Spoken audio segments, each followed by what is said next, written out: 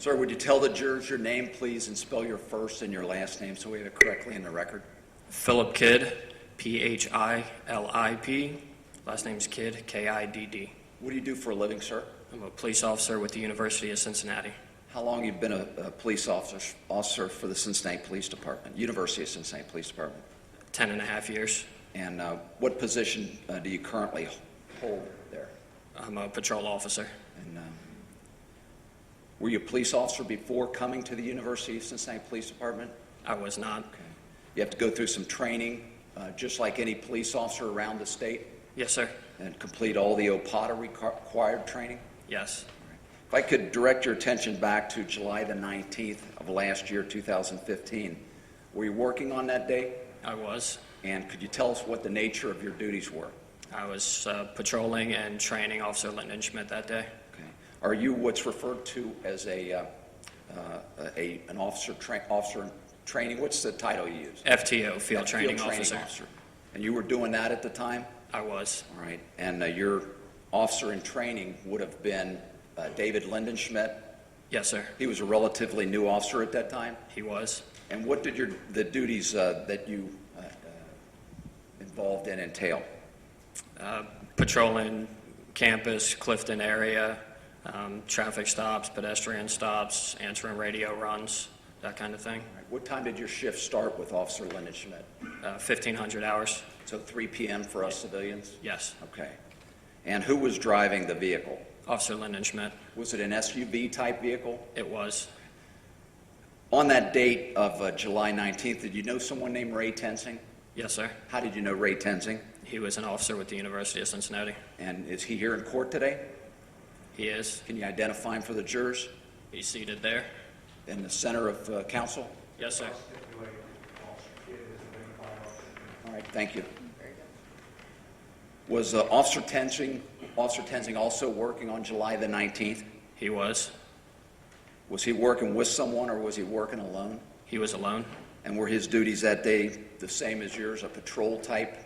Yes, sir. Duties?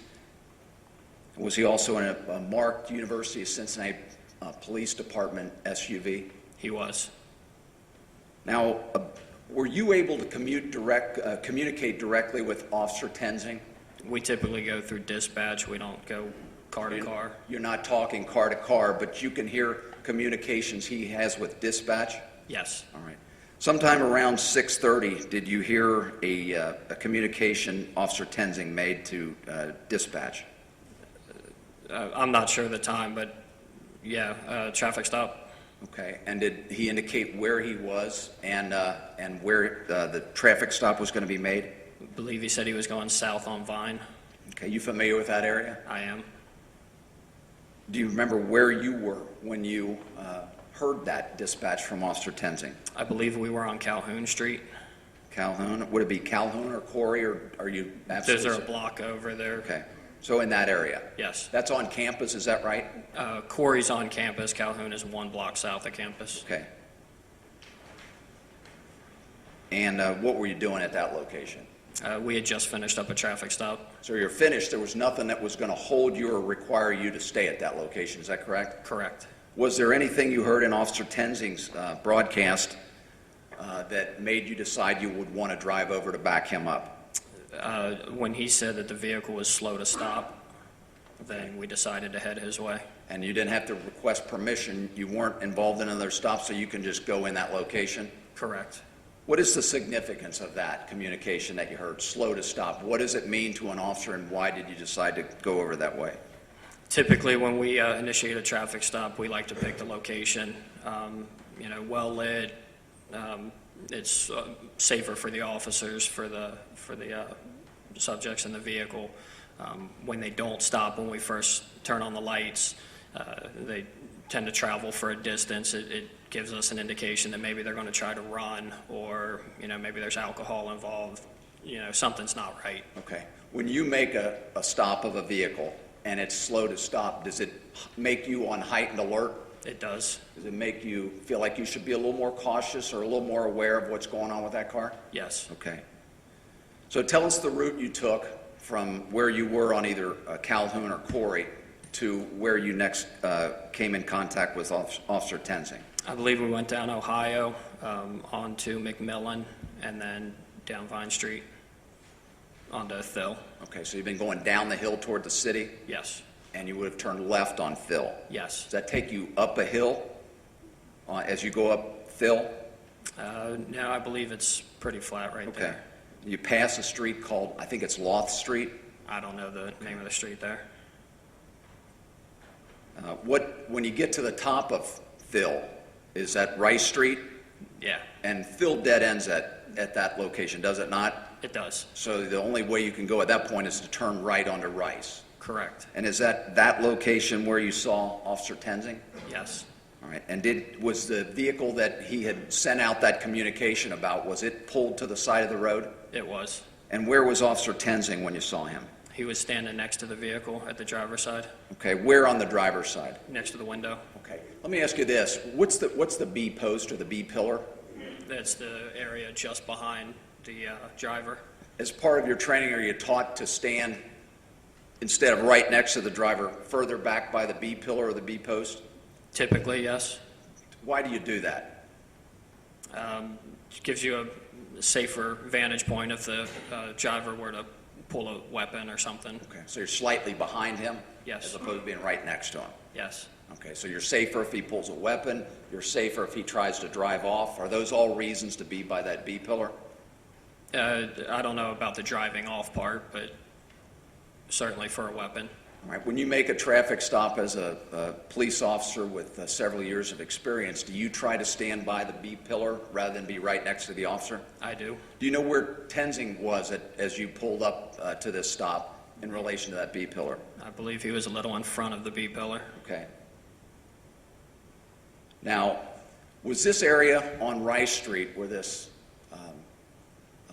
stop was made, was it on campus? It was not. That's not a problem, is it? No. As a University of Cincinnati police officer, you permitted to patrol in the adjacent areas of the city of Cincinnati that are around campus, correct? Not just permitted, we were directed at that time. Okay, and in fact, there was a memorandum of understanding between the University of Cincinnati Police and the Cincinnati Police Department to both patrol those areas. Am I right? Yes, Okay. So it wasn't a problem to go off campus. This was a normal routine. it was. Okay. Now, as a University of Cincinnati police officer, there are certain policies and practices that you're required to follow. Is that correct? Yes, Every officer is charged with the duty of knowing what those are and following them. Am I right? yes, Okay.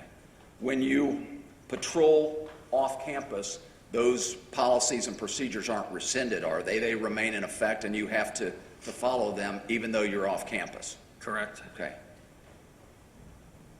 This location at the stop was made on Rice Street. Does it fall within the city of Cincinnati? It does.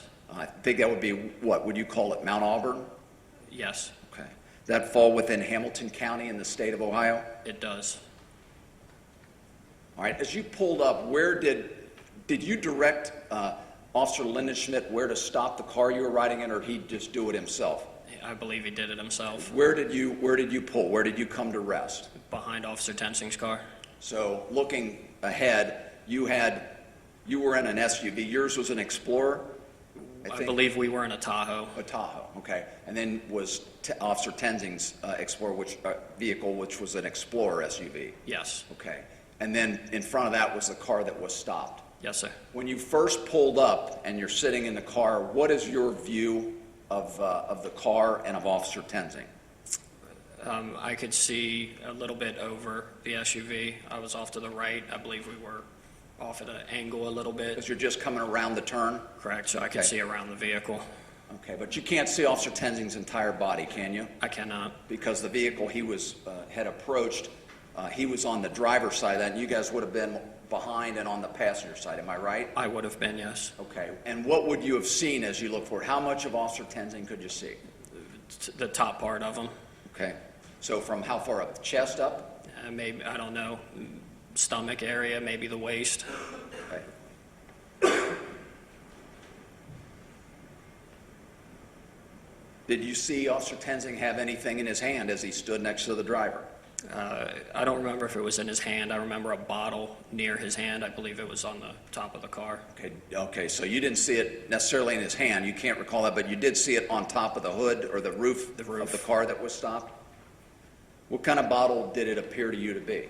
It looked like a alcohol bottle, like you'd get from a flask corner or store, something? yeah. Okay. And did you have some reason to believe that at that point, Officer Tenzing was going to take this driver out of the vehicle?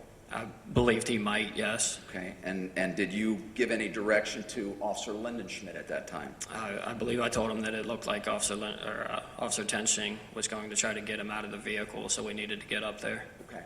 You were going to go out and be there physically as backup and support? Yes. Okay.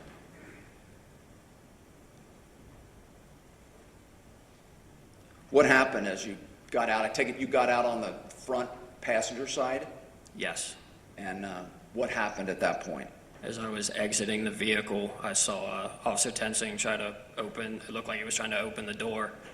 And then I was out of the vehicle, looked like Officer Tenzing tried to, like he lunged into the car, like he was trying to reach for something, stop something, I don't know what he was doing. And then I heard tires squealing, I saw the vehicle move, Officer Tenzing was moving with the vehicle.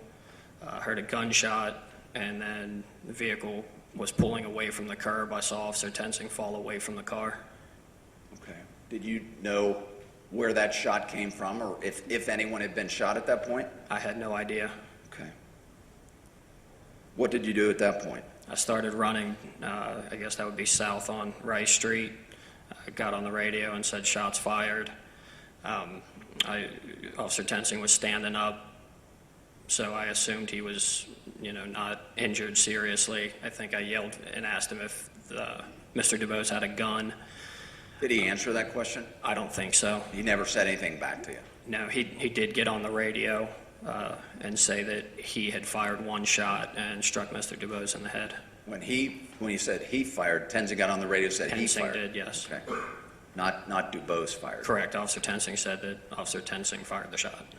Did he ever tell you or mention anything to you about seeing a weapon in the car or believing that DuBose had a weapon in the car? He did not. Okay.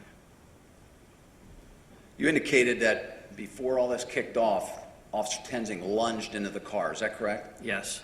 As part of your training, Officer Kidd, what have you been instructed about lunging into the vehicle, into a stopped vehicle? That we don't reach into a car.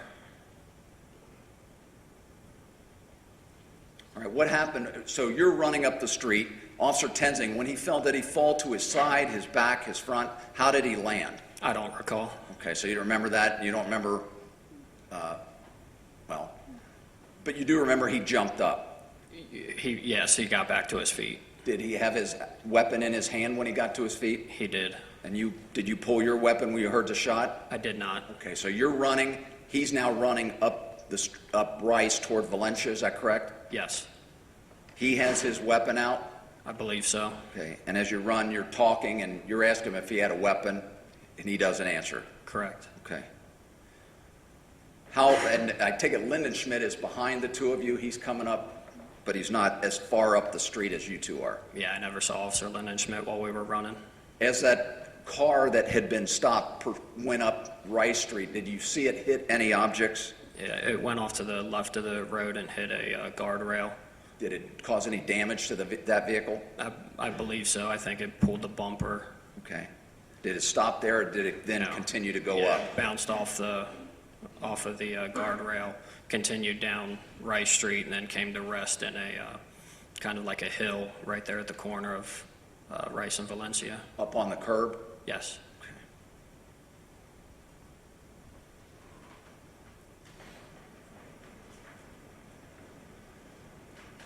Did you go up and look in the car? I did. And did anyone that approached the car, anyone ever check on the condition of the person that was in the car? We did not. Right. Did it appear to you, though, that he had been shot? Yes. In fact, somebody made a request with dispatch for more police officers, and for life squad paramedic. Am I right? That was me. Okay, you made that broadcast? I did. So it was clear that at the very least this person was very seriously injured?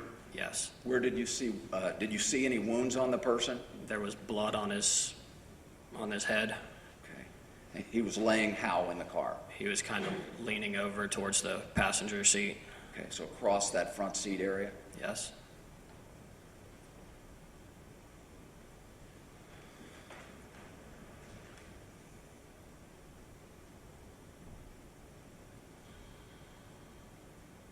Can I ask you this? If an officer, the University of Cincinnati Police Department makes a traffic stop, and during the course of that stop, the driver attempts to disobey his order and tries to leave the scene, would that UC officer be justified in shooting at that person?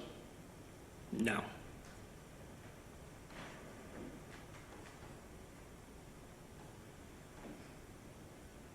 On July 19, 2015, that day you worked with Officer Lindenschmidt, were you wearing a body camera? I was. They were issued to all UC officers, is that correct? They are. Can you tell the jury just generally how it works? I'm not an expert in it, but basically what we've been told is it's constantly recording. Once you double tap the button that's on there, it plays back 30 seconds, just video. Audio starts once you double tap the camera. So it's attached to your chest near your left breast pocket? Yes. Okay. And it's always recording, but it only saves it for 30 seconds. Right. So every 30 seconds it's taping over, it's losing what it had before and I making believe so. new. Okay. If you want to actually start the constant recording, you've got to double tap a button on the front? Yes. Okay. And does it give an audible sound when you tap it so you know it's started? It does. Okay. And then it'll continually record. It'll save that first 30 seconds before you tap. It'll save that without sound, correct? Correct. And then from the time you tap, we hear an audible tone, and now it's constantly recording sound and video. Am I correct about that? Yes. Do you have, I'm sure when the University of Cincinnati adopted the use of those body cameras, they have policies and procedures that you're required to follow as to when and how you turn those on. Is that correct? Correct. What were the policies in effect on July the 19th, 2015 about when you activate that body camera to record something? I don't recall what it was then. Okay. What about, would you believe that the policies at that time would have required you to activate that if you had a traffic stop? Yes. Would that have been your policy at the time? If you made a traffic stop, you would tap that before you go approach the driver? Most likely. Okay, isn't that the point of it, to record encounters you have with citizens? Correct. Okay.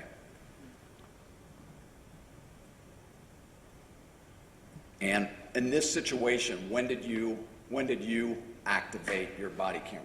When I was at Mr. DuBose's vehicle. Okay.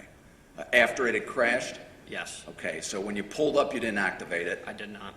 When you started to get out and you heard the tires or the shot or whatever it was that you heard, you didn't tap it then. I did not. But you thought about it only when you got up to Mr. DuBose's crashed vehicle? Right. Okay, now I understand that was a traumatic thing.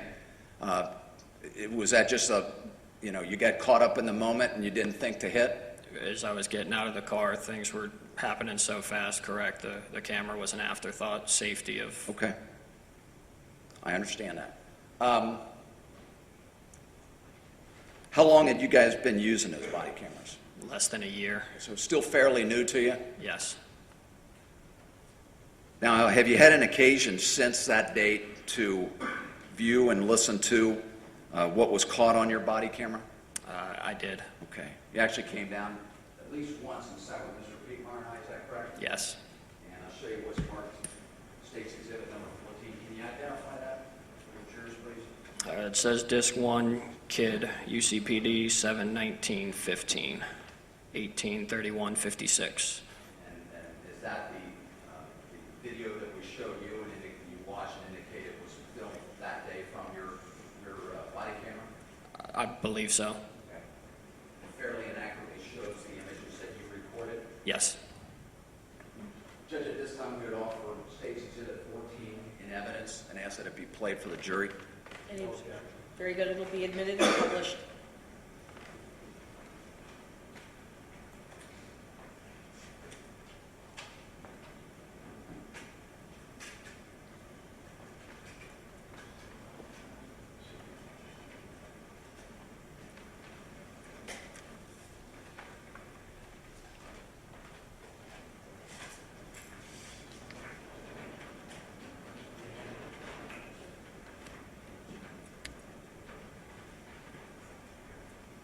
calls being played, can Officer Kidd come here so he can actually see? He can't see that from where he is. Yes, go ahead, Mr. Phillips.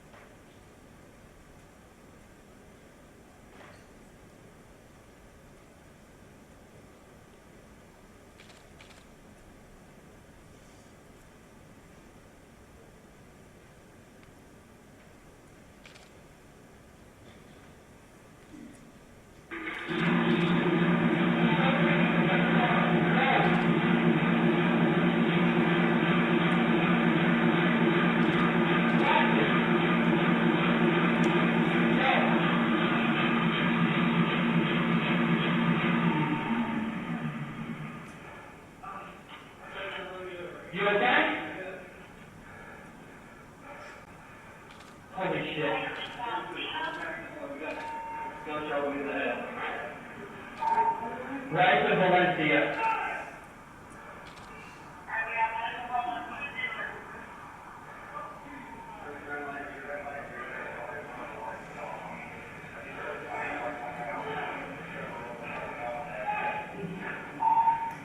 We're going to need an ambulance. We're going to need a medic. We're going to need multiple officers here.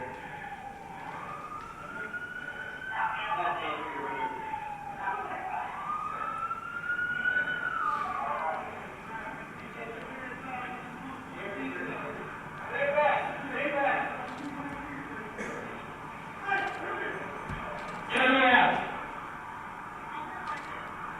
It's going to be a few minutes late. Yes, step out of the street.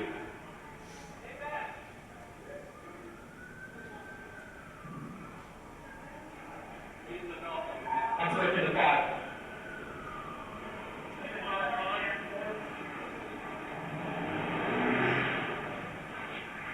Keep everybody back.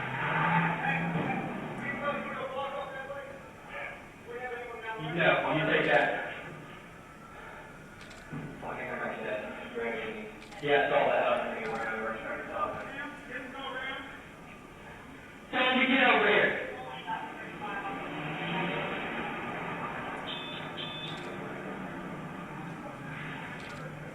Huh?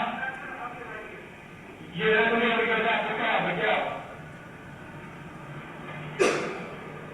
Watch the houses. No, we switched to 5. This is 4?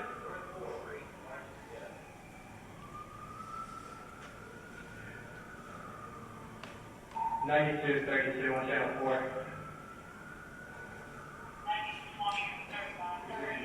Huh? No, no, he did. Stay up there with your car, keep everybody past the scene. I think we can stop at this point. Watch the windows.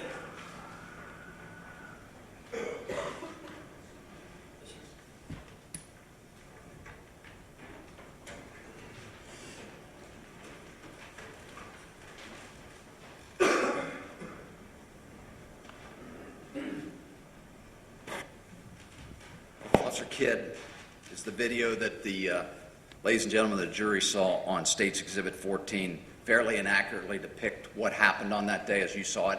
It does. Toward the end of that, as you're standing with Officer Tenson, I think you're by the passenger side of Mr. DuBose's car. He says he was dragged. And is that your voice that says, "I saw that"? It is. Did you actually see him being dragged? I did not, All right. Tell us why you would say that. because I saw him moving with the car. Okay. You couldn't see it because the car was between you and him, correct? I don't recall seeing his legs. Okay. You can't say if he was hung up, if he was attached, or anything like that, can you? I cannot. Did both the Cincinnati police officers and University of Cincinnati police officers respond to that scene? They did. Okay. And after discussions, it was decided that the city of Cincinnati, since it was in Cincinnati, would handle the investigation? Yes. Did you, on that day or within a couple of days, go down to the to Cincinnati Police Homicide Unit for the purpose of being interviewed? I did. When was that? A couple days after that. On the 21st, you think? I don't recall the date. In that interval, were you shown any video from any of the body cameras, either from yours or Lyndon Schmidt's or Tenzing's? I believe I saw mine. You saw yours? Who showed that to you? I don't remember the attorney's name. That was an FOP attorney? It was How many times did you get to view it? once. Okay.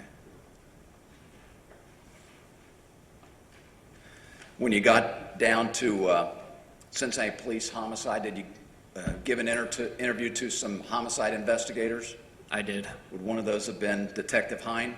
It was. I think at one point you were describing for her just where this all started and where the positions of the vehicles were started. Is that correct? Yes. To try to explain where you were and what you would have seen. Is that correct? Correct. All right. And did you draw a diagram in trying to explain that? I did. Let me show you what we marked for this trial states exhibit 1D and ask if you can identify that, please. That looks like the drawing I made. That'll be the drawing you made. I believe so. Investigator. Judge, that does it fairly and accurately reflect. I know it's not to scale, but the drawing you made in trying to show generally the various locations of the suspect vehicle, the Tenzing vehicle, and the vehicle you and Lyndon Schmidt were in. To the best of my knowledge, yeah. Okay.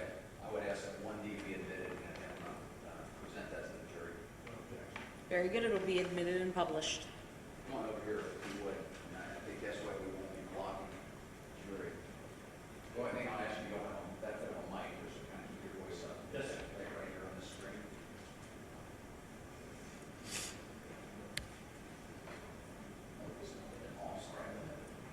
Okay. This is 1D, the diagram you drew on, I believe, July 21st. Is that correct? It is. Now, you don't need to go to the TV. I think if you use your fingers, they'll be able to see what you're pointing to. First off, show us where your vehicle pulled up. We're right about here. And that's as you're coming up Phil, you're just starting to come around onto Rice. Am I correct? Correct. And where was Tenzing's vehicle? Right about this location. Okay. And the vehicle that he stopped? Okay. Now, what are some of the other things that you showed on that photograph to try to help the officers understand what happened? This would be my location. That's where you're standing when this all started? Correct. Okay. Of course, as everything started happening, I ran up, this was maybe about here. Okay. Started taking off. That would be also Tenzing, and that would be about where he was standing on. Okay. When he got up off the ground then? Did you estimate any kind of a distance that was? I believe I told him based off of where the model was and where his flashlight was, 10 to 15 feet. 10 to 15 feet. But you're basing that on where objects were on the ground, is that correct? Yeah, those would be on the picture. Okay. Okay. And you have no idea how far they went after the car took off, or whether anyone kicked them or moved them or anything like that, correct? Okay. You can have a seat. Thank you.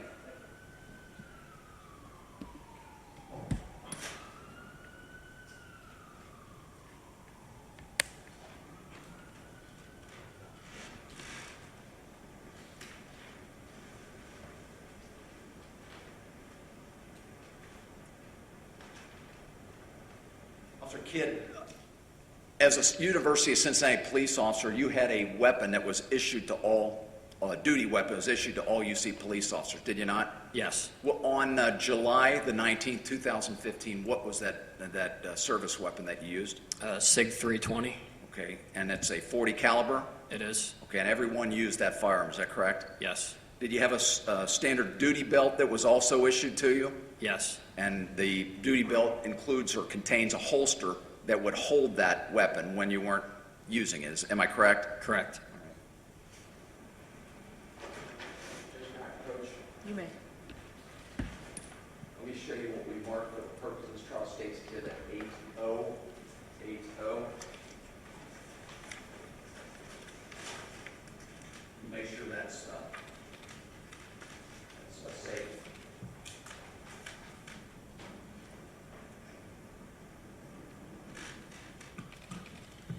Can you identify for the jurors what that is?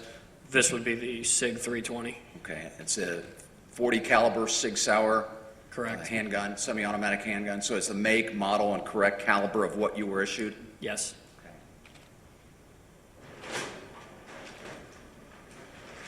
Say what we marked for the purpose of trial, exhibit 8B, I'm sorry, 8P, and ask if you can identify this. It's a duty belt. Is that the type and model of duty belt that you were assigned and to wear as a University of Cincinnati police officer? Yes. If you could you describe the safety retention devices on that holster to hold that handgun? It has a thumb brake right here and a hood. Okay. Typically, you keep the hood up, push it down with your thumb, push there, lift the weapon out. If you would, could you insert the handgun in the holster so we can see how that works to hold the weapon? What's the purpose of that It's a double safety retention. procedure? It's just a double retention, keeps the weapon securely in the holster. So if an officer wants to remove that weapon from his holster, what does he have to do? Can he pull it out if it's just like that? No. If he does, it's locked, it won't move? Yes, it will not move. If an officer wants to remove his weapon from the holster, what would he be required to do? First, you have to push down with your thumb here, push the hood forward, and then pull back on the lever, lift the weapon out. Okay, so you've got to actually make the conscious effort to make actually two motions with your thumb. Push the hood forward, push the lever backward, and then pull. Push the hood down, then forward. Okay, down then forward? Yes. Okay, but that's something that takes actually a conscious effort to remove the gun, am I correct? Unless you train a lot with it, yes. Okay. Well, you are trained to use that weapon, aren't you? Yes. How often do you have to train as a University of Cincinnati officer with that weapon? We qualify once a year, and then we do a second shoot, I don't know what they call it, but we typically shoot at least twice a year. Okay, and you don't just go out by yourself and shoot at targets. You actually have a firearms instructor that shoots, oversees the training and the shooting? Yes. Okay, and as part of that training, does the instructor read and have you all follow along the firearms and deadly force policies and procedures? On the first shoot, yes. Okay, so on at least To one- qualify. Okay, I'll show you what we marked as State's Exhibit number 18. You can set that on the ground, I'm sure it's what's State's Exhibit 18? Firearms and deadly force? Okay, and that's actually read at least once a year when the officers qualify, correct? Yes. Do the officers have to do anything to signify their knowledge of and understanding of those policies and procedures? We sign a sheet. Okay. And if I can approach and show you State's Exhibit number 19, can you identify that? It says University of Cincinnati Police Firearms Requalification Record and General Safety Rules. And would that be a sheet that you sign after qualifying with your firearm and indicating your understanding of the firearm policies and procedures?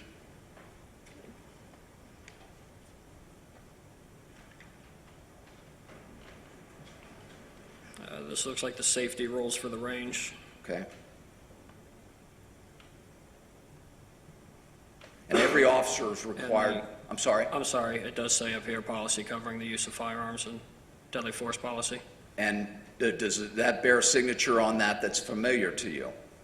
It has Raymond Tensing's name on it.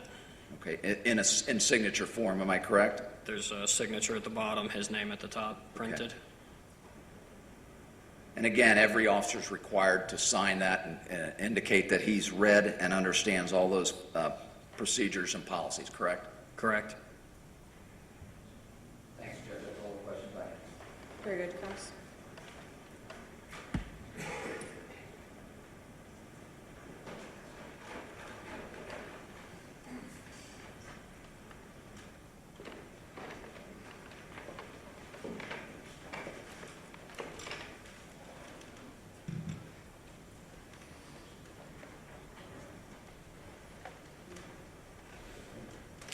Officer Kidd, you indicated you've been with the UCPD for 9 years?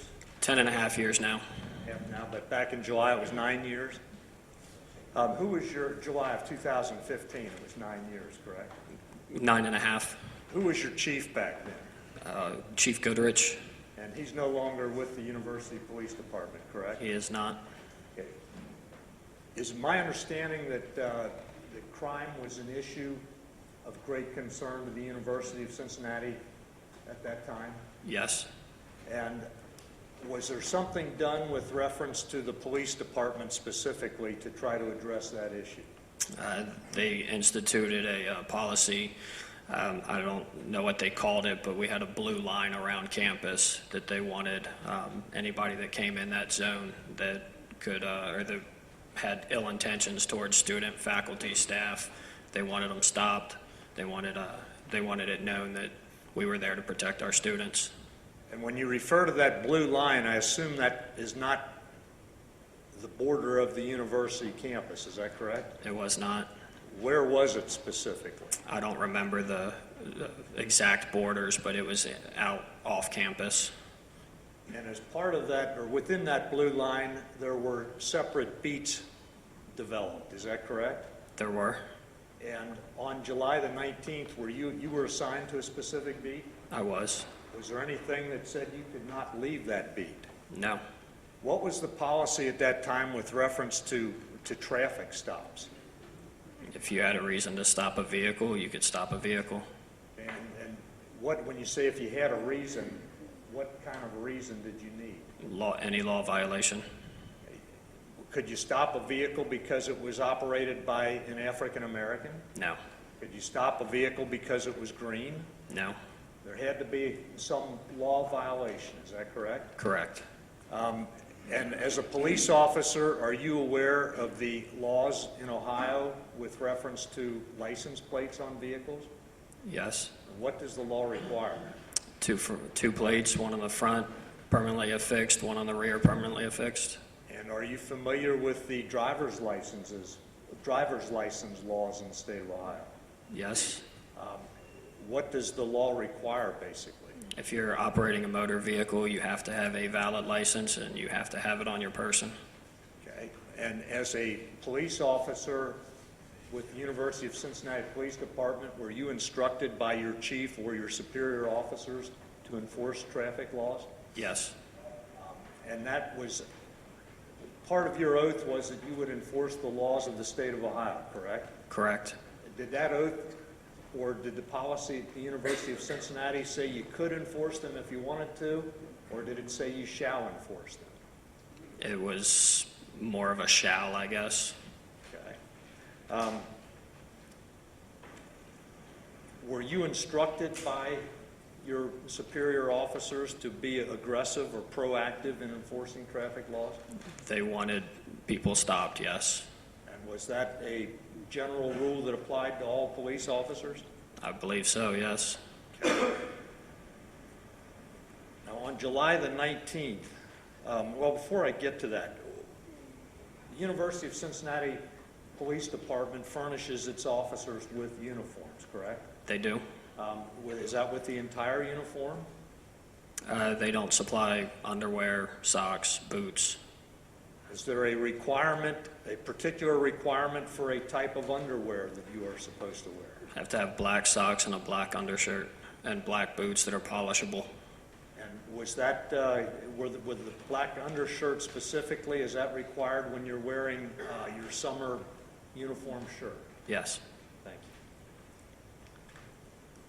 What do you know about the area of Vine and Thill? It's right next to Inwood Park. At that time, I believe it was about 2 months prior, we had gotten an email talking about the Thill Street gang. They had sent us a photo of a Cadillac that had been shot up with an automatic weapon and just told us to be careful when you're in that area. And on July the 19th, 2015, when you heard Ray Tenzing call out that he was making a traffic stop in that area and that the car was slow to stop, did that alert you in any way? It did. And you were with Officer Lyndon Schmidt. I was. And how were you alerted, or what did it cause you to do? The slow to stop from Officer Tensing was the biggest thing. And did you and Officer Kidd then, or Officer Lindenschmidt then decided to respond as backup, is that correct? We did. Is that something you would typically do? Yes. And for what purpose? Safety of officers. And what does the slow to stop tell you? That the subject's picking a location. Rather than the Rather- stopping officer? Correct.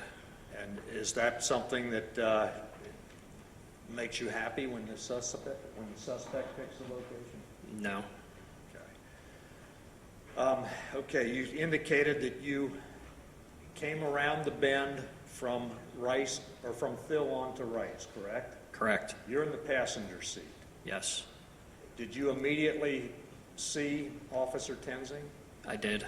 And he was up by the driver's side door of the vehicle he had stopped, correct? He was. Did you see the bottle that you referred to in your earlier testimony? On the roof of the vehicle, yes. Okay, and could you tell what that was at that point? I could not. What was the first thing you observed when you saw Officer Tensing? The bottle was the first thing I'd noticed. Did he have his weapon withdrawn from his holster? No, I don't believe so.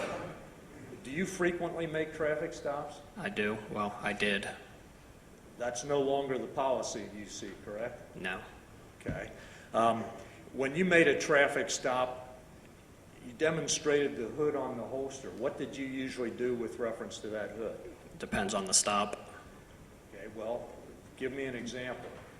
Did you ever flip the hood down? There were times, yes. And what was the reason for doing that? Like in this instance, vehicle didn't stop where, immediately. If I ran the plate and it came back with felony warrants, obviously you'd be chopping the hood on that one. If you run the plate and it lights up officer safety or anything like that, but no warrants, you'd probably still drop the hood. And you indicated that when a driver picks the spot to stop, rather than stopping when he's first signaled to, you would drop the hood? I would. Okay. And what does that do? It's just one less thing that you have to do if you were to have to draw your weapon. Okay. And you indicated that to drop that hood, I think I heard you say it takes some physical action on your part, correct? It does. And it's something that I think your language was unless you train a lot, you have to think about it. Right. If you don't do it a lot, then the muscle memory's not there. So yes, you would have to actually consciously do it. So if you train a lot, are you telling the jury here that it's kind of an instinctive move? Correct. You don't have to think about it. Yeah, muscle memory. Okay. Now, I don't know if I asked you, did you see Officer Tensing's weapon drawn when you pulled around the corner onto Rice Street? I did not. Do you know whether it was drawn or not? I don't believe it was. I think I saw his right hand at one point up near the roof of the vehicle, and there was no weapon in it. Okay, and do you know that Officer Tensing shoots with his right hand? Yes. Okay. And you just looked down, what was that about? Just looking at his belt. Okay, you can tell from his gun belt what hand he shoots with, correct? Correct. Okay. Now, I believe you indicated that you told Officer Lindenschmidt, it looks like he's getting him out, we better get up there, correct? Correct. And why was that? Just the more bodies you have when somebody's getting, being escorted out of a vehicle, the safer it is. And so you and Officer Lindenschmidt, or I'm not going to have you speak for Officer Lindenschmidt, but you quickly got out of the cruiser, correct? I did. Out of the passenger side front seat. Yes. And what did you do? I started walking, as I was getting out is when I saw Officer Tensing kind of lunge into the vehicle, reach for the door handle and then lunge into the vehicle. So at that point I was running. Did you see what caused Officer Tenzing to lunge into the vehicle? I did not. Could you tell when you drove up whether the vehicle was running, whether the engine was started? I didn't pay attention. Did you hear the engine start when you observed him reaching for the door? I did not. Okay, but for some reason he lunged into the vehicle. Yes. And at that point, I believe you testified, if I heard you correctly, that you heard squealing tires, correct? Correct. What way did the vehicle travel, do you know? It was south on Rice and away from the curb. So had you observed a car parked in front of the DuBose vehicle when you arrived on the scene? I've seen the video. I know there was one, but I don't remember that car being there. Okay, but you saw the DuBose car turn to the left? And Yes. Where was Officer Tenzing at that point? Still at the driver's side. Now, when this was all over at Rice and Valencia, Officer Tenzing told you I was being dragged, Yes. and you responded to him, yeah, I saw that, correct? Correct. And today you're saying you didn't actually observe him being dragged. Is that I didn't right? see his legs. Okay, and why was that? I just don't recall seeing his legs. Okay. Did you see him somehow attached to the car? He was moving with the car. And you're not able to say how he was moving with the car? No. Did you see him running? Did No. you see him walking? No. Did you see him running backward or moving backwards? No. Officer Kidd, would I be correct to say that this all happened in a split second? Yes. Can you estimate how long? 2-3 seconds maybe. When you heard the tires squealing, were you able to estimate how fast the car was traveling? No. Was it slowly rolling? Slowly. Tire squealing usually means it's not getting traction. And at some point, you saw Officer Tenzing disengage from the car? Yes. Was he in the same place where you saw him initially? No. And were you able to estimate how far up I assume he was farther south on Rice Street? Yes. And was he more toward the middle of the street? He was. Do you know how he got there? I don't. Would it have been from the recoil of firing his weapon? No.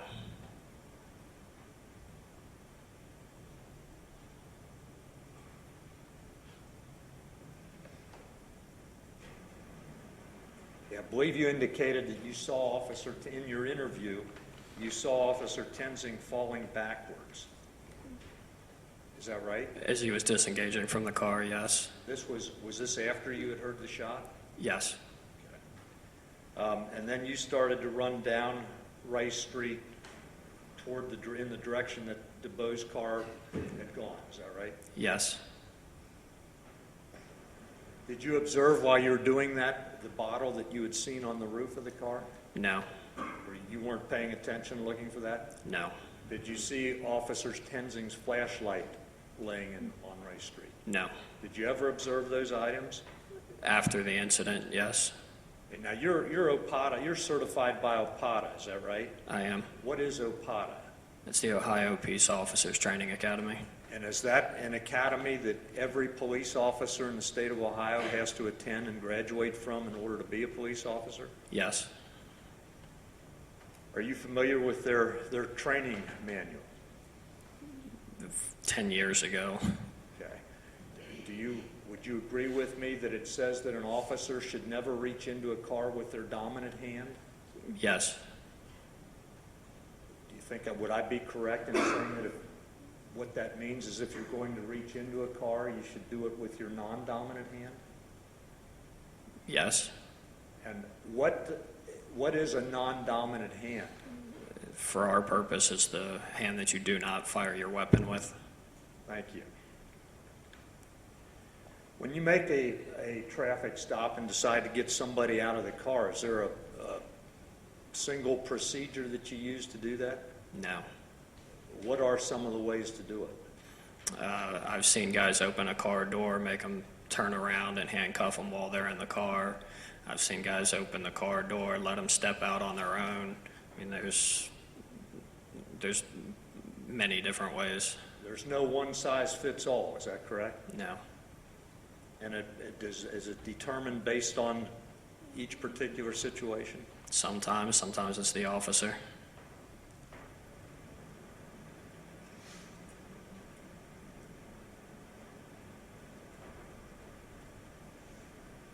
When you got down to Rice and Valencia Street, were you able to observe Officer Tenzing?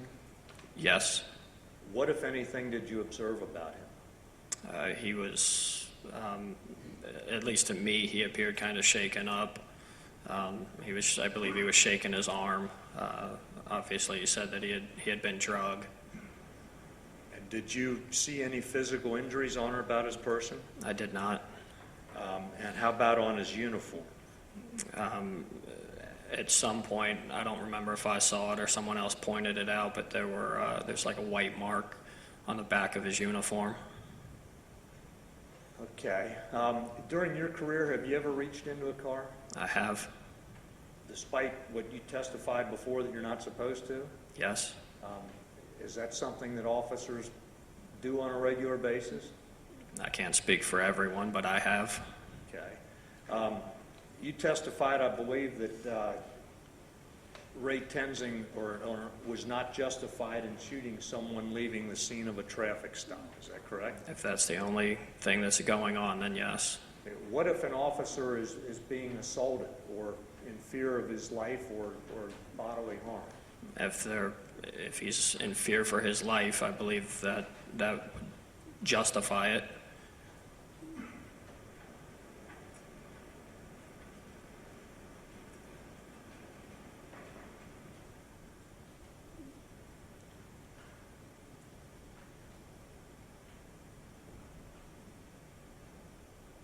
May I have just a moment, Judge? Take your time. Thank you.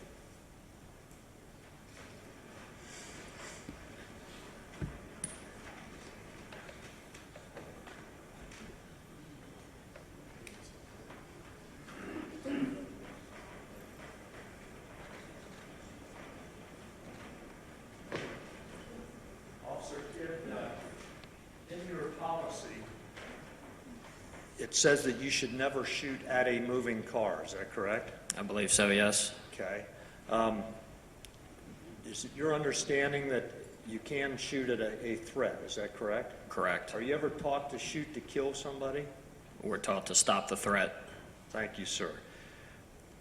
You indicated that when you went down to 824 Broadway Street here to talk to the Cincinnati Police homicide detectives and give your interview, that you had previously watched your video. Is that right? I believe so, yeah. And you said that you were shown that by an FOP attorney? Yes, That wasn't me, correct? it was not. Okay. Thank you. I have nothing further. Very good. Redirect.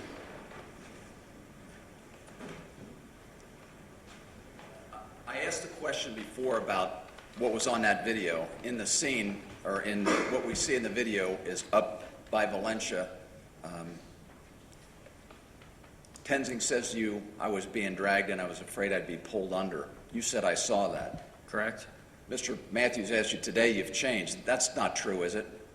In fact, 2 days after this incident, you were interviewed by Detective Hine and her partner, Detective McGuffey. Is that correct? Yes, And did you not tell them in that very statement that you didn't actually see whether he was dragged or not? You saw him moving and you saw the car moving. correct. Okay. So it's not something that you just came up with today. No. Okay. And you indicated reasons that might cause you to make a traffic stop with the hood down on your weapon. If I could approach and show you what we marked as State's Exhibit number 15, it does appear to be a screenshot from an NBC video. It does? Okay. And does that reflect that a certain license was run? Yes. What license was queried on that? George Lincoln Nora 6917. Does that indicate an owner of the car? Deshonda Reed. And does that indicate her driving status in the state of Ohio? Suspended. All right. Do you indicate that if it lights up red, officer safety? Is that lit up in red as officer safety on it? That is not? You indicated that you might have the hood on your weapon down if it indicates felony warrants. Does it indicate any felony warrants for anyone using that car? It does not. Thank you, sir. Regress. Officer Kidd, when you answered response to Mr. Gibson's latest question, I think you indicated when I asked you that it depends on the circumstance whether you drop that hood, correct? Correct? And slow to stop would be one thing that would cause you to drop the hood. Yes. Very good. You may step down, officer. Is this witness excused? You are free to leave. Any objection to that, Mr.? Thanks.